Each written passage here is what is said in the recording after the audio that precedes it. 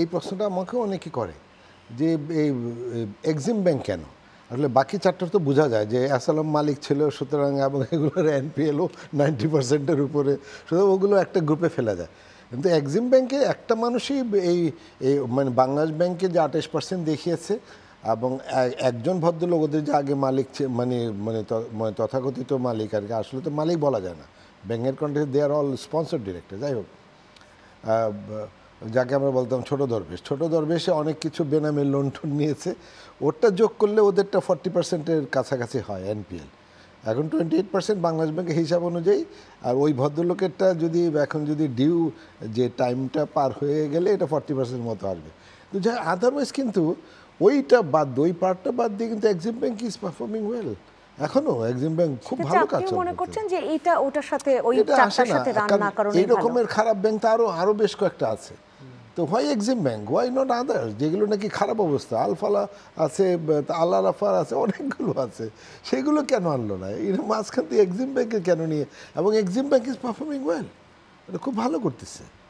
এবং সেই জন্য আমার আরেক জায়গায় এটা নিয়ে আলোচনা ছিল, সেখানে এক্সিম ব্যাংকের চেয়ারম্যান সাহেবও দেখালো আমাকে যে দেখেন আমাদের এক্সপোর্ট ইম্পোর্ট পারফরমেন্স, আমাদের এনপিএল, ওরা সেদিন যেটা দেখায় না ক্যাপিটালটাও অ্যাড করেন, ক্যাপিটাল দেখেন, আমাদের লিকুইডিটি দেখেন, সব কিছু দেখেন, আমরা আদার দেন দ্যাট আমরা খুব ভালো করতেছি। তবে এখন প্রশ্ন হচ্ছে যে এমনিতে ওভারঅল অবস্থা তো ব্যাংকিং খাতের অবস্থা আপনি ভালো কোনোভাবেই বলতে পারেন না, এটা আসলে বড় রকমের ধস নেমেছে। এটা মানে বেশিরভাগ ব্যাংকে আপনার এই দুর্বল ব্যবস্থাপনার আন্ডারে দুর্বল অবস্থায় আছে। তো এগুলো ভালো কারণ টার্ন অ্যারাউন্ড তো করতে হবে, কারণ এবং সেগুলোর ব্যাপার হচ্ছে সিদ্ধান্তের ব্যাপার, এবং সেগুলো একটু আলাপ আলোচনা করে, একটু ওয়াইডলি আলাপ আলোচনা করে, যারা এগুলোর সম্বন্ধে বুঝে শুনে তাদের সাথে আলাপ আলোচনা করে সিদ্ধান্তগুলো নিতে হবে। কারণ হঠাৎ করে এই শুধু ইসলামী ধারার 4টা ব্যাংক 5টা ব্যাংকে আপনি মার্চ করে দেবেন, বাকিগুলো এইভাবে চলবে, এইগুলো তো কোনো মানে টোটাল ব্যাংকিং সিস্টেম সম্বন্ধে, এটা ইসলামিক ধারার ব্যাংক হোক, ট্র্যাডিশনাল ধারার ব্যাংক হোক, যাই হোক, টোটাল ব্যাংকিং সিস্টেম সম্বন্ধে আপনার একটা সিদ্ধান্ত হওয়া উচিত। এই যে ধরেন আপনি একটা কথা বলছিলেন, এই ব্যাংকগুলোকে মার্চ করবে, তার মানে কি এরা সরকারি মালিকানায় যাবে, সরকার আবার এগুলোকে টার্ন অ্যারাউন্ড করবে, তার মানে এরা সরকারের টাকা এদেরকে টার্ন অ্যারাউন্ড করাবেন? আমি তো টোটালি এগেনস্ট ইট। মানে এখানে আরেকটা প্রবলেম ক্রিয়েট হবে, এরা জীবনে আর উঠে দাঁড়াতে পারবে না, তাই না? আর কেন সরকারের এত খায়েশ কেন? সরকার তার নিজের ব্যাংকগুলোকে ঠিক করে না কেন? জনতা ব্যাংক, অগ্রণী ব্যাংক, তাই না? এবং সোনালী ব্যাংকের পারফরমেন্স অবশ্য গ্র্যাজুয়ালি ভালো হচ্ছিল, কিন্তু সোনালী ব্যাংক ইজ দ্য এক্সেপশন। যাই হোক, রূপালী ব্যাংক, তো সরকার তার ব্যাংকগুলোর অবস্থা ভালো করে না কেন? এদের আবার কী দরকার এদেরকে? আর সেই জন্য আমরা প্রথম থেকে আমরা যে কথাগুলো বলে আসছি, এটা আসলে কোনো রাজনৈতিক দলের দিকে তাকিয়ে বলা না, এটা মানে একেবারে purely from banking point of view বলার কথা।